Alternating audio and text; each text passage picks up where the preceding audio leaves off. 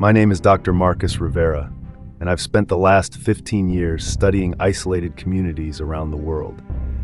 But nothing in my academic training could have prepared me for what I discovered in the remote highlands of Papua New Guinea, an encounter that would fundamentally change my understanding of what it means to be human in the modern world. The story really begins 5 years earlier, in my cramped office at Columbia University. I was analyzing field notes from my previous expedition to the Amazon when my colleague Dr. Sarah Chen burst through my door with a folder marked "Classified, Government Use Only." Her hands were trembling as she placed satellite photographs on my desk. "Marcus, you need to see this," she whispered, glancing over her shoulder. The PNG government contacted us through back channels. They've been monitoring something in the highlands for decades, but they're finally ready to make contact. The photographs showed an area that shouldn't have existed on any modern map, a region where satellite imagery revealed structures too geometric to be natural, too sophisticated to be primitive, agricultural patterns that defied conventional understanding of slash-and-burn techniques. Most mysteriously, heat signatures that suggested a population density far higher than any isolated tribe should be able to sustain. "How many people are we talking about?" I asked, studying the thermal readings. "That's just it," Sarah replied. "The signatures suggest anywhere from 500 to 5,000 individuals, but they appear and disappear in patterns that don't match any known settlement behavior. It's like they're invisible most of the time." I spent the next 3 months preparing for what I assumed would be a routine anthropological expedition. I assembled a team of specialists. Dr. James Okafor, a linguistic anthropologist who spoke 12 indigenous languages; Maria Santos, a medical anthropologist with experience in traditional healing systems; and Tom Bradley, a technology specialist whose job was to document everything with the latest recording equipment. But even as we prepared, strange things began happening. Equipment malfunctioned for no apparent reason. Team members reported vivid dreams about ancient forests and voices speaking in unknown languages. Most unsettling, people from completely unrelated departments at the university began approaching us with offers of help, claiming they felt called to be part of the expedition. Professor Elena Vasquez from the philosophy department was particularly insistent. "There are things in those mountains that Western academic thought isn't equipped to understand." She told me over coffee one morning, "You're going to need someone who can think outside the paradigms we've been trained in."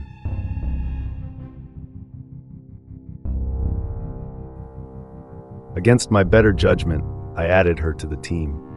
Later, I would realize this decision quite literally saved our mission. The journey to Papua New Guinea itself was fraught with complications. Our flights were mysteriously upgraded to first class by airline systems that couldn't explain the changes. Customs officials waved us through without inspection, despite carrying equipment that should have required extensive documentation. Most bizarre, our hotel reservations had been changed to a traditional guest house run by a family who claimed their grandmother had been expecting the American professors for over a year. It was Tom who first noticed the patterns. "Marcus, look at this," he said on our third night in Port Moresby, showing me his laptop screen. "I've been tracking all the anomalies since we started planning this trip. The upgrades, the reservation changes, the equipment problems, they're not random. Someone or something has been managing our entire journey." "That's impossible," I replied. But even as I said it, I knew he was right. We were being guided, shepherded toward our destination by forces we couldn't see or understand. The local government officials who briefed us were equally mystified by their own behavior.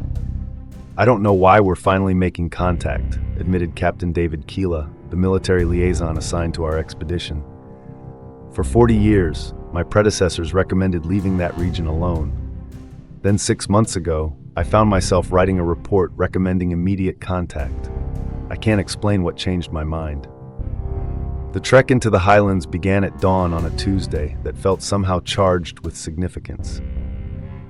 Our local guides, members of a coastal tribe with no connection to the isolated community we sought, displayed knowledge they shouldn't have possessed.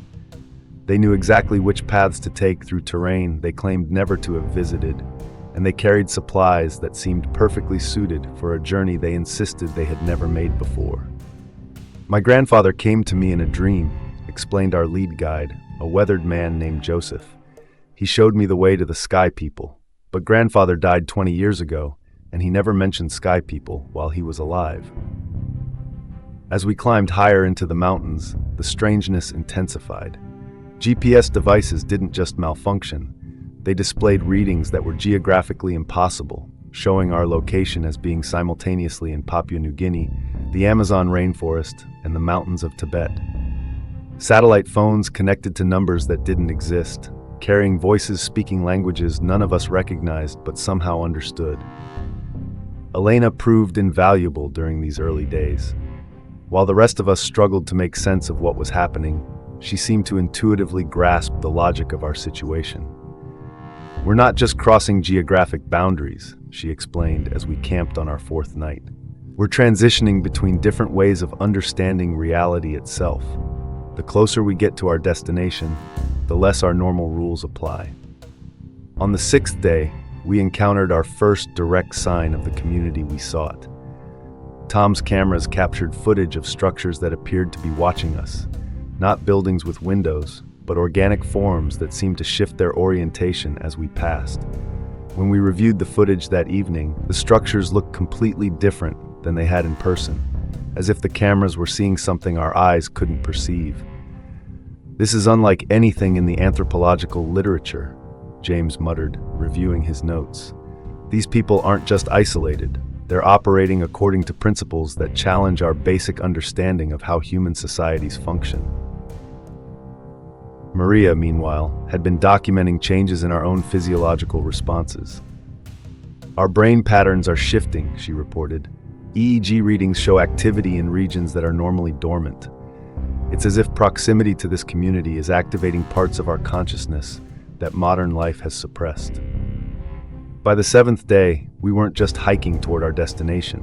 We were transforming as we traveled. Dreams became more vivid and seemingly prophetic.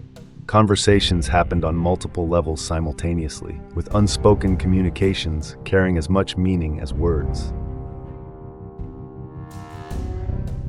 Most remarkably, we began to operate as a unified team in ways that defied explanation, anticipating each other's needs and actions with uncanny precision.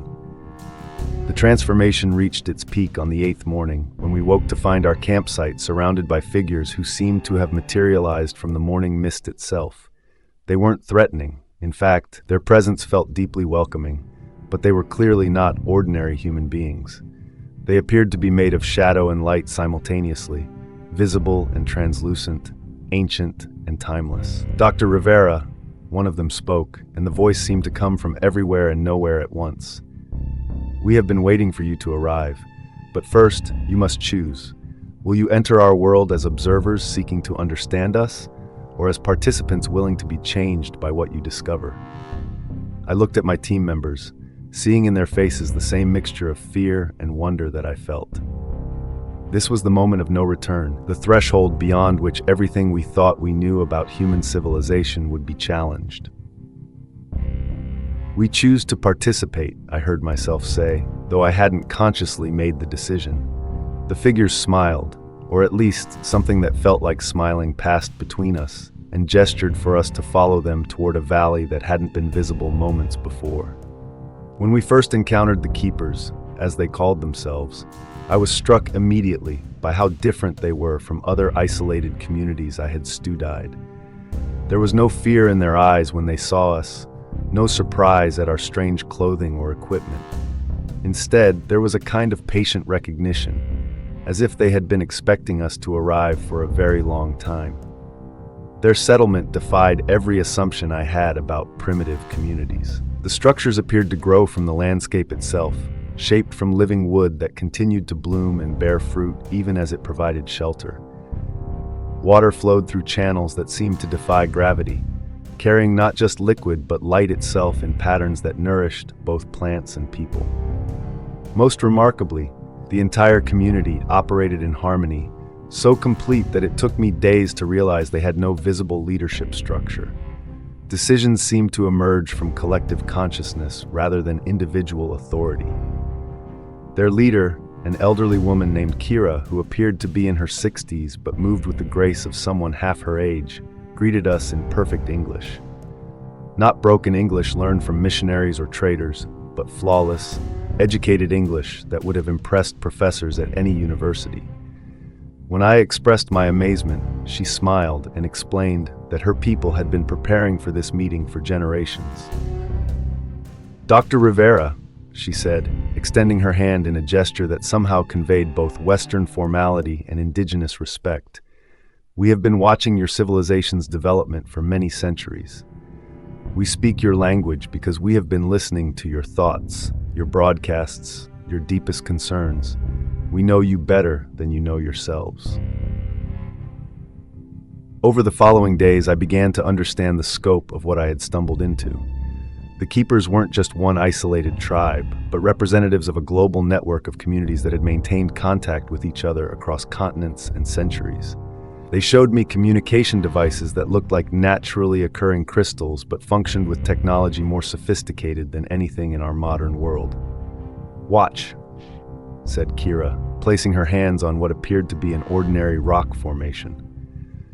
Immediately, the stone began to glow with internal light, and voices speaking dozens of languages filled the air. I could hear conversations happening simultaneously in what sounded like the Arctic, the Sahara, the Amazon, and the mountains of Asia. "We are connected," she explained, "not by wires or satellites, but by understanding itself." Dr. Chen, who had been documenting everything with scientific rigor, finally put down her instruments in amazement. "This challenges everything we know about human technological development," she whispered. "They've achieved global communication without any of the infrastructure we consider necessary." But it was their understanding of human psychology that truly amazed me. They had developed educational systems that could take a child from basic literacy to complex, abstract thinking in half the time our schools required. I watched a group of children who appeared to be no more than 8 years old, engaged in mathematical concepts that university students struggle with. But they weren't just calculating, they were playing, creating art, and telling stories that incorporated the mathematical principles as naturally as breathing. "Learning," explained Kira, "is not something we do to children, but something we do with them. Knowledge is not transferred from teacher to student, but discovered together through experience that engages the whole being." Their conflict resolution methods were equally revolutionary. During our stay, we witnessed what would have been a serious dispute in any modern community, a disagreement over resource allocation that affected multiple families. But instead of debate, argument, or authority-imposed solutions, the community engaged in what they called truth weaving. The process involved the entire community sitting in a circle while those involved in the conflict shared not just their positions, but their deepest fears, hopes, and underlying needs.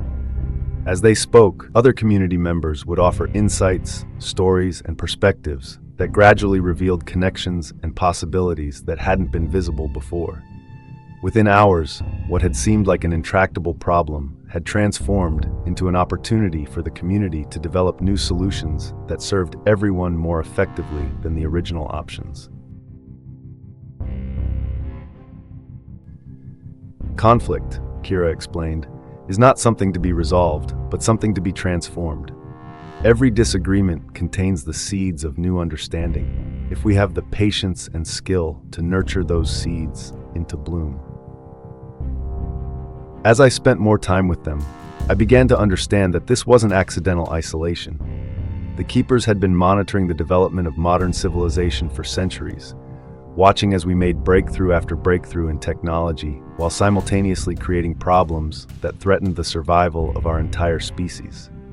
They had made a conscious choice to develop along different lines, preserving knowledge and wisdom that the modern world had discarded in its rush toward material advancement. "We are not anti-technology," Kira clarified during one of our evening conversations. "We are pro-wisdom. Every tool, every technique, every innovation must serve life, not dominate it. Your civilization has created marvels, but many of those marvels have become masters rather than servants. Elena, our philosopher, engaged Kira in discussions that lasted deep into the night, exploring questions about the nature of consciousness, the relationship between individual and collective identity, and the purpose of human existence. These conversations revealed that the Keepers had developed philosophical frameworks that resolved paradoxes Western thought had struggled with for millennia. "You have been asking whether the individual or the society is more important," Kira observed. "But this is like asking whether the wave or the ocean is more real. Both exist, both have their place, both serve the greater flow of life. The question is not which to choose, but how to honor both simultaneously." Tom's attempts to document their technology led to discoveries that challenged our understanding of physics itself. Plants that had been selectively bred not just for food, but for specific medicinal compounds that our pharmaceutical companies were spending billions trying to synthesize. Architectural techniques that created buildings capable of withstanding earthquakes without using a single nail or metal fastener. Energy systems that seemed to draw power directly from the earth itself, providing heat, light, and motion without any visible fuel source. "Your scientists believe that energy must be extracted, converted, and consumed," explained Gennari, the community's master technician. "But energy is everywhere, flowing through all things. The art is learning to align with these flows rather than fighting against them." Most remarkably, they had developed biotechnology that worked with living systems rather than replacing them. Crops that not only fed people, but actually improved the soil they grew in. Building materials that strengthened over time instead of degrading. Even waste processing systems that transformed human refuse into resources more valuable than the original materials. But it was Maria's interactions with their healing practices that provided the most profound insights. The Keepers had developed medical knowledge that treated not just physical symptoms, but the underlying patterns of consciousness that gave rise to illness. "In your world," explained Naya, their primary healer, "you treat the disease after it appears in the body. We work with the disturbances in life flow that create the conditions for disease to emerge. By addressing these deeper patterns, we prevent illness from manifesting in physical form." I watched Naya work with a community member who would have been diagnosed with severe depression in our medical system.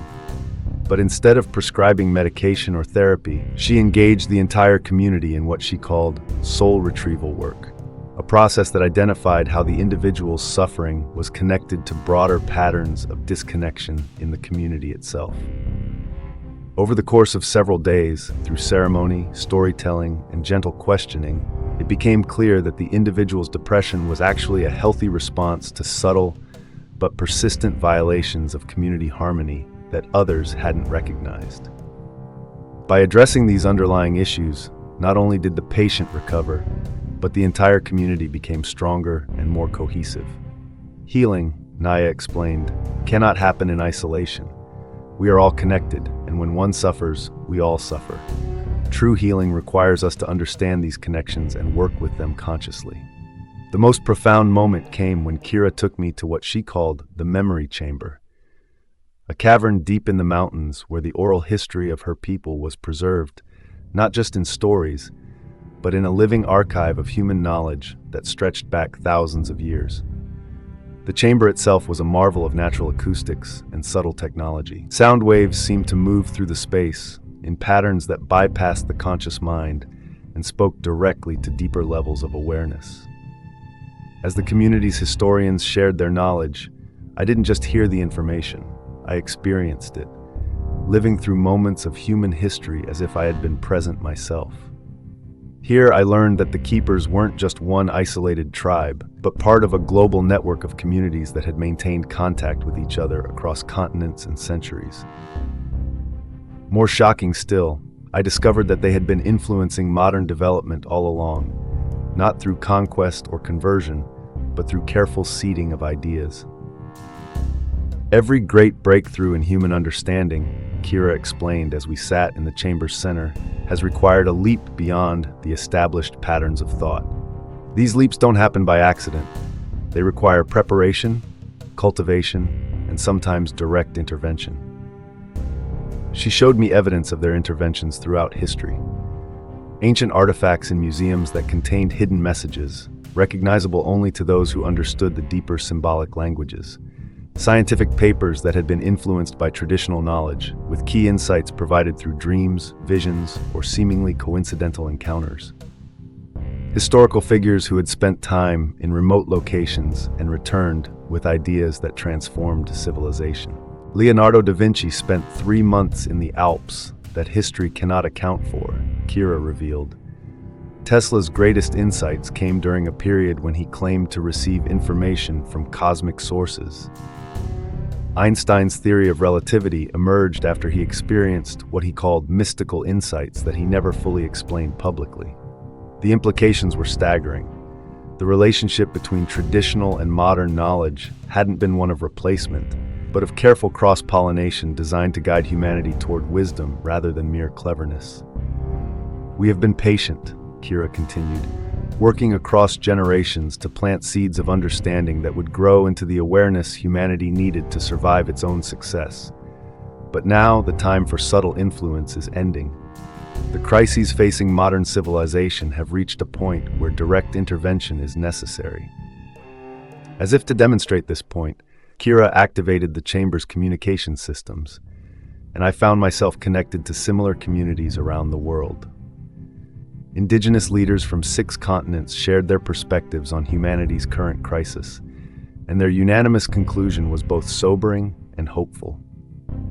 The time of separation is ending, declared an elder whose voice came from what I later learned was the Australian outback. The modern world has developed the tools necessary to solve humanity's problems. Traditional communities have preserved the wisdom necessary to use those tools responsibly. Now we must come together. The keepers had been patient, working across generations to plant seeds of understanding that would grow into the awareness humanity needed to survive its own success. But now, they explained, the time for subtle influence was ending. The crises facing modern civilization had reached a point where direct intervention was necessary, and communities like theirs around the world were preparing to end their isolation. This wasn't conquest or colonization in reverse. The keepers had no desire to drag modern humanity back to a Stone Age existence. Instead, they were offering something far more sophisticated, a synthesis of ancient wisdom and modern capability that could create a truly sustainable and fulfilling way of life for all humans. The integration must be voluntary, Kira emphasized as we prepared to leave the memory chamber. Forced change creates resistance and ultimately fails. But when people understand what we offer, not as replacement for their world, but as completion of it, they choose transformation willingly. Over the following months, I became a bridge between these two worlds, helping to facilitate meetings between keeper representatives and modern leaders. But this process proved far more complex than I had initially imagined. It wasn't simply a matter of arranging conferences or translating languages. It required translating entire worldviews, fundamental assumptions about reality that each culture took for granted.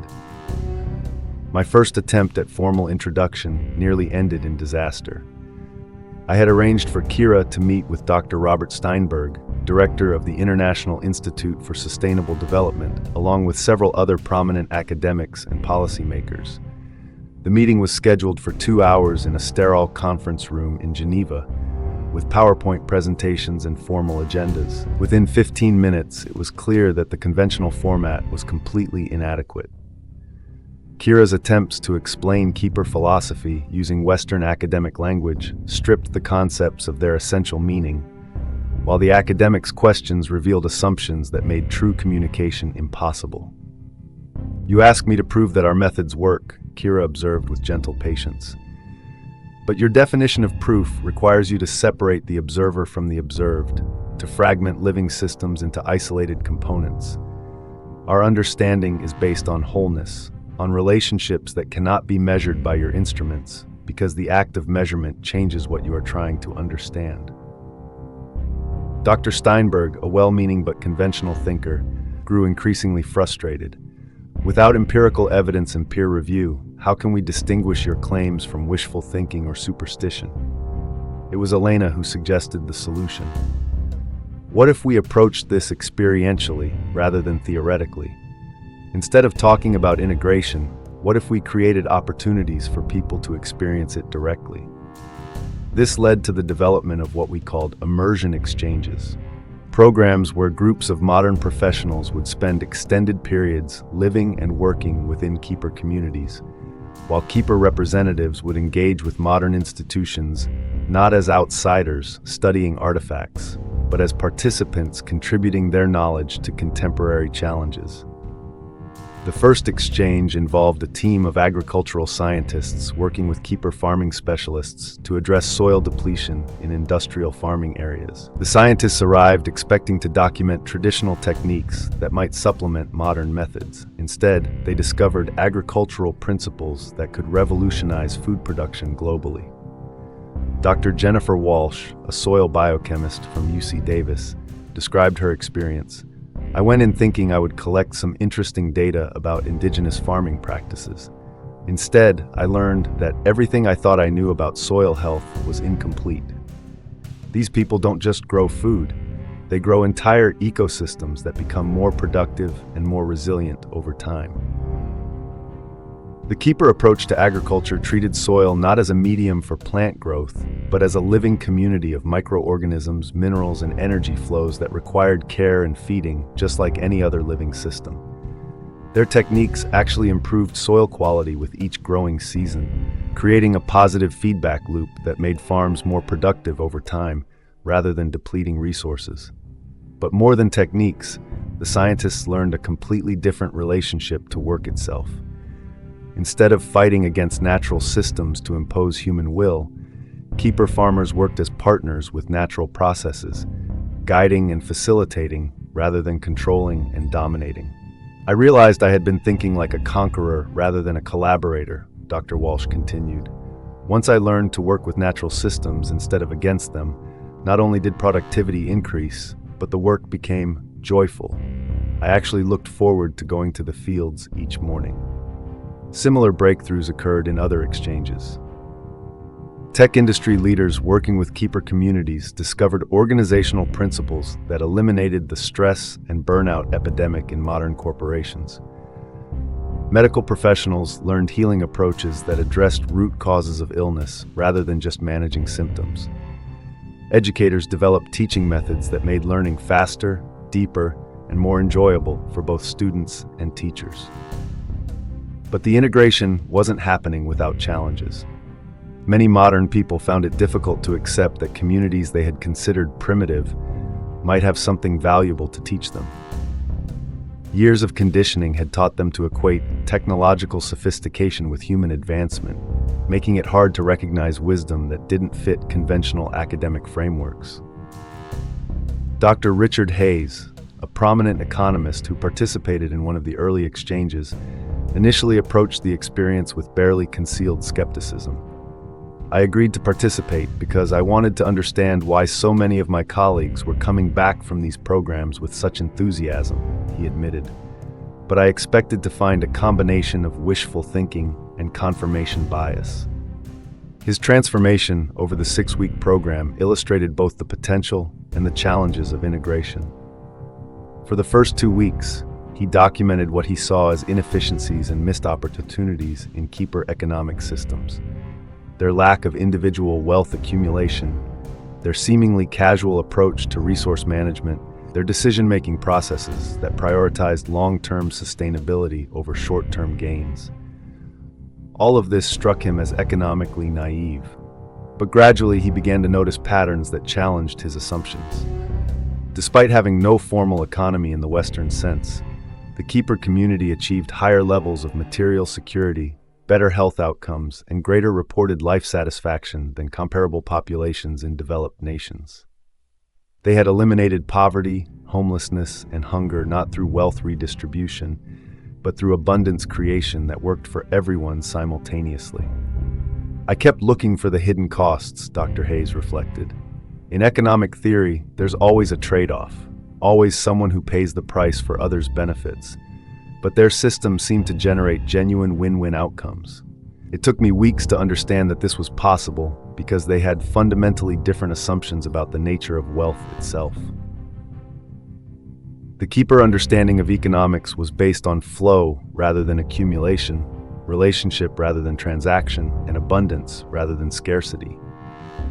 Instead of competing for limited resources, they had developed ways of creating value that benefited all participants simultaneously. In our system, explained Tomas, a Keeper economist, though they didn't use that term, wealth is like health. It grows stronger when it flows freely and weakens when it becomes stagnant. The goal is not to accumulate resources, but to facilitate the flows of energy and creativity that generate well-being for everyone. By the end of his stay, Dr. Hayes had not only accepted Keeper economic principles, but had begun developing models for implementing them in modern financial systems. They've solved problems that our economic theories claimed were unsolvable, he concluded, not through better management of scarcity, but through abundance generation that makes scarcity irrelevant. Similarly, traditional communities struggled with the speed and scale of modern life, finding it hard to adapt their patient, long-term thinking to the urgent demands of contemporary crises. Keeper representatives working within modern institutions often found themselves overwhelmed by the pace of decision-making and the complexity of bureaucratic systems. Naya, the healer who spent 3 months working with doctors at Johns Hopkins Hospital, described her initial culture shock. In our community, healing happens within a web of relationships that extends across generations. In the hospital, I found brilliant, dedicated people working in isolation, treating symptoms they barely had time to understand, in systems that seemed designed to prevent the kind of deep listening that real healing requires. Her presence, however, gradually began to transform the hospital environment. She introduced practices of deep listening and holistic assessment that helped doctors see patterns they had previously missed. She facilitated connections between patients that created healing communities within the medical system. Most importantly, she helped medical professionals remember why they had chosen healing professions in the first place. Dr. Martinez told me that working with Naya reminded him of why he became a doctor, reported the hospital's chief administrator. He said it was the first time in years that he felt like he was actually healing people rather than just managing their medical conditions.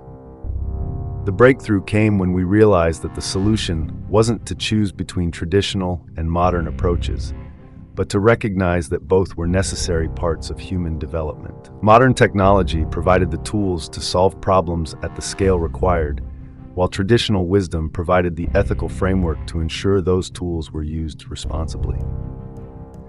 This insight led to the development of integration protocols that honored both efficiency and wisdom, both innovation and sustainability, both individual achievement and collective well-being. We learned to create hybrid institutions that combine the best of both worlds while avoiding the pitfalls of either approach alone. I witnessed the birth of entirely new forms of organization, companies that operated on traditional consensus principles while using cutting-edge technology, schools that combined ancient teaching methods with modern subjects, governments that integrated traditional council systems with contemporary democratic processes. These hybrid institutions were achieving results that neither purely traditional nor purely modern approaches could accomplish alone. The most successful example was the Global Sustainability Consortium, a new type of international organization that emerged from collaboration between Keeper communities and modern institutions.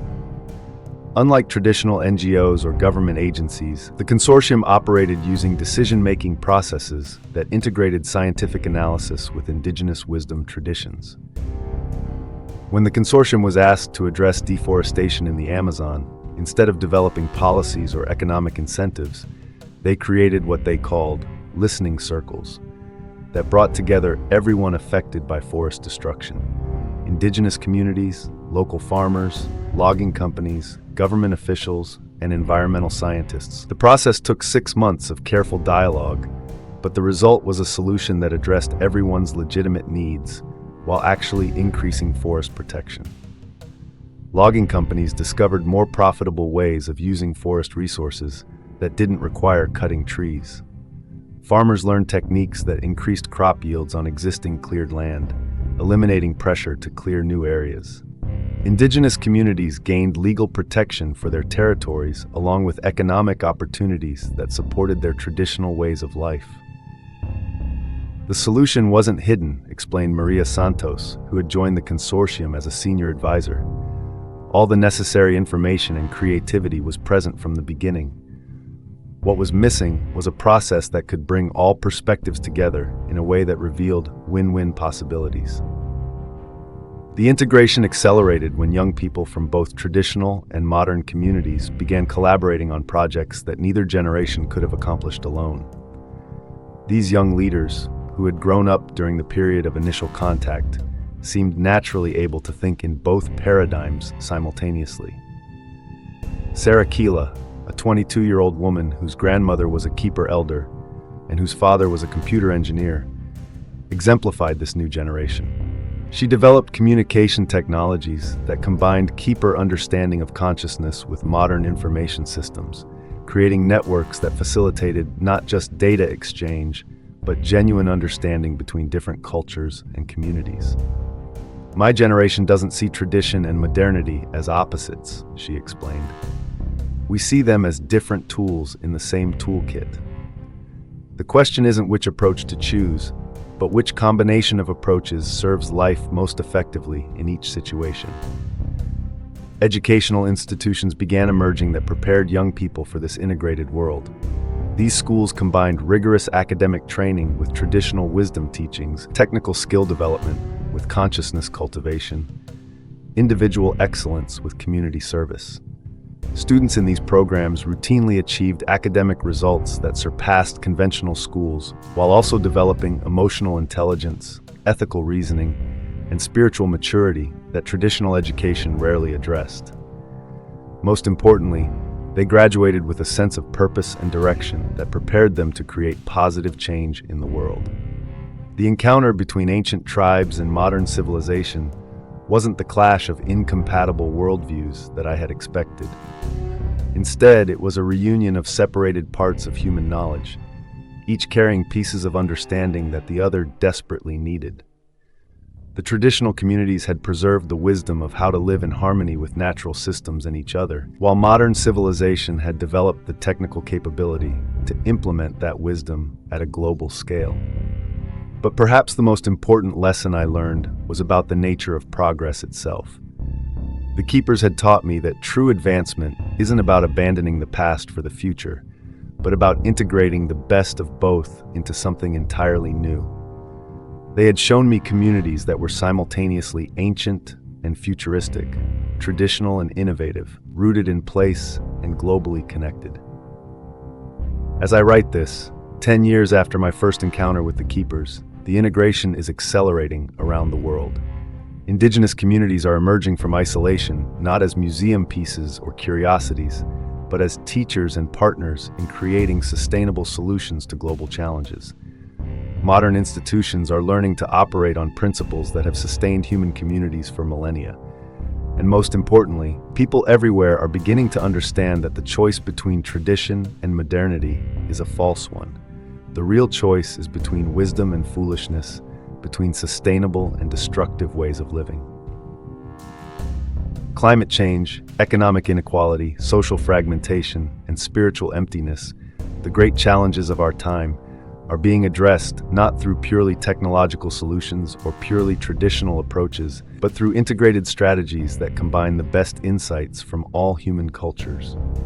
Cities are being redesigned using principles that create community while supporting technological innovation. Economic systems are being developed that generate prosperity for everyone while regenerating natural systems. Educational approaches are emerging that prepare young people to be both globally aware and locally rooted, both scientifically literate and spiritually mature. The encounter between ancient tribes and modern civilization has revealed that we are not separate peoples following different paths, but one human family that has been exploring different aspects of our collective potential.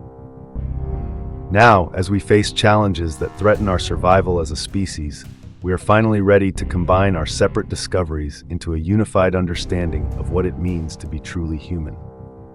The tribal wisdom keepers were never primitive or backward. They were the guardians of knowledge, so advanced that it took our modern world centuries to develop the technology capable of implementing it. And now, as these two streams of human development finally converge, we have the opportunity to create a civilization that is both technologically capable and spiritually mature, both globally connected and locally rooted, both scientifically advanced and ecologically sustainable. The encounter is not ending, but beginning. What I witnessed in those remote mountains was just the first chapter of a much larger story.